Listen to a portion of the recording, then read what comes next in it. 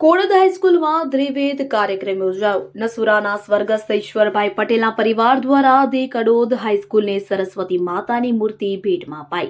તારીખ 10મી ફેબ્રુઆરી 2025ના રોજ હાઈસ્કૂલમાં દ્વિવેદ કાર્યક્રમ યોજાયો હતો કે જેમાં નસુરાના સ્વ ઈશ્વરભાઈ પટેલના પરિવારના લોકોએ ધી કડોદ હાઈસ્કૂલ કડોદને સરસ્વતી માતાની મૂર્તિ ભેટમાં આપી તથા દાત્રી બુહારીના રહીશ ગંગા સ્વરૂપ જશુબા સોલંકી શાળાને ₹51,000નું દાન અર્પણ કર્યું। તો આ ઉપરાંત જશુબા સોલંકીના પુત્રવધુ તથા પૌત્ર અને પૌત્રી દ્વારા ₹30,000 જેટલી માતબર રકમનું બીજું દાન આપવામાં આવ્યું। કાર્યક્રમની શરૂઆતમાં આચાર્ય શ્રી સુનિલભાઈ રાજપૂતે શબ્દો દ્વારા સૌને ઉપસ્થિત સૌ મહેમાનોને આવકાર્યા। ત્યારબાદ શાળાના હાયર સેકન્ડરી વિભાગના સિનિયર શિક્ષક શ્રી દીપકસિંહ સોલંકીએ પ્રસંગોચિત વક્તવ્ય આપ્યું। ત્યારબાદ સમારંભના મુખ્ય મહેમાન તરીકે વધારે ગસ્વ જસુબા સોલંકીની હસ્તે વિદ્યાની દેવી સરસ્વતી માતાની મૂર્તિનું અનાવરણ કરવામાં આવ્યું। આ કાર્યક્રમમાં શાળા મેનેજમેન્ટ કમિટીના પ્રમુખ શ્રી કેતનભાઈ પટેલ, ઉપપ્રમુખ શ્રી ઘનશ્યામભાઈ ગાંધી,